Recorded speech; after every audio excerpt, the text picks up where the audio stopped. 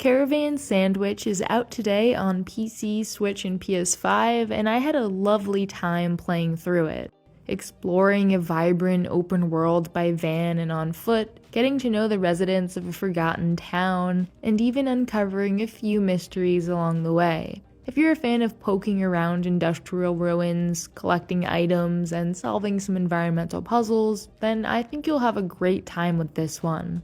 The game took about 6 to 7 hours to finish, a little longer if you want to do every quest and unlock all the points of interest, and there's a demo up on Steam if you haven't tried it out yet. Caravan SandWitch takes your typical open world formula and distills it down into a much more condensed world. That means there's no need for fast travel, as you can reach any point on the map in just a few minutes with your trusty van. You also may have noticed that it is extremely gorgeous, especially all the glowy stuff, which just encouraged me to climb up every cliff I came across to see what the view was on the other side. You have a pretty standard map and mini-map to use for navigation, and can choose which quest you'd like to track, or add your own markers. Some of the main story quests give you a direct path to follow, but that's just when a character is riding with you.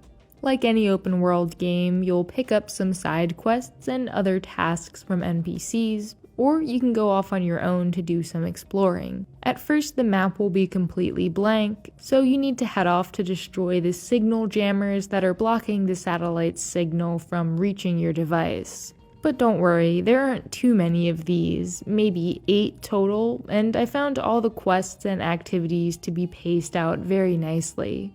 If you decide not to follow the story and just head into the desert as soon as you finish the intro, you'll come across some inaccessible areas pretty quickly, locked doors and other technology that you won't quite know what to do with just yet.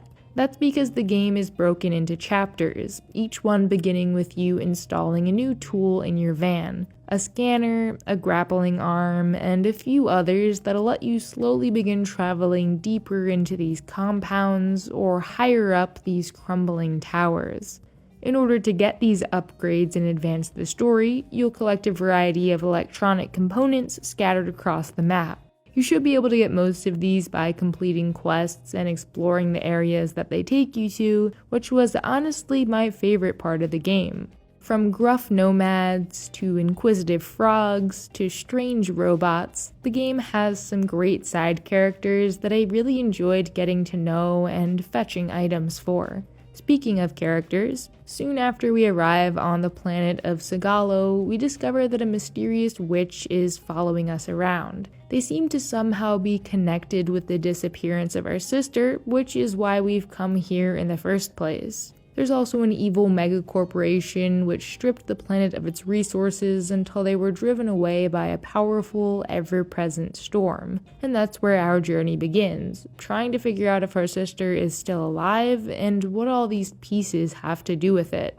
The game actually reminds me a bit of Stray, with much more dialogue, especially when talking to different types of robots and exploring these underground areas.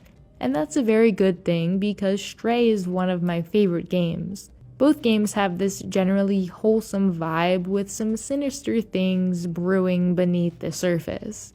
Other than that, they're not too similar. I guess they're both kind of post-apocalyptic, but I was definitely reminded of that game when playing through Caravan SandWich, which is just full of little details, like the emojis that appear after you've exhausted a character's dialogue. It's stuff like this that I know could only come from a small team that loves the world they've created, and I love it too.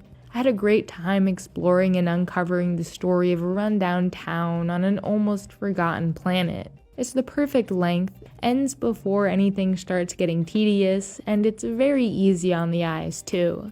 I didn't run into any bugs, a few frame drops, and sometimes the climbing could be a little funky, but you can climb up pretty much any ledge that isn't too high up, which I found to be super impressive. If you're craving a classic open world game more focused on story than action, with quests, driving, climbing, and collecting, then I think you're gonna like this one. I've still got a couple other September releases to review in the next week or so, but Caravan SandWich may just be my favorite one of the bunch.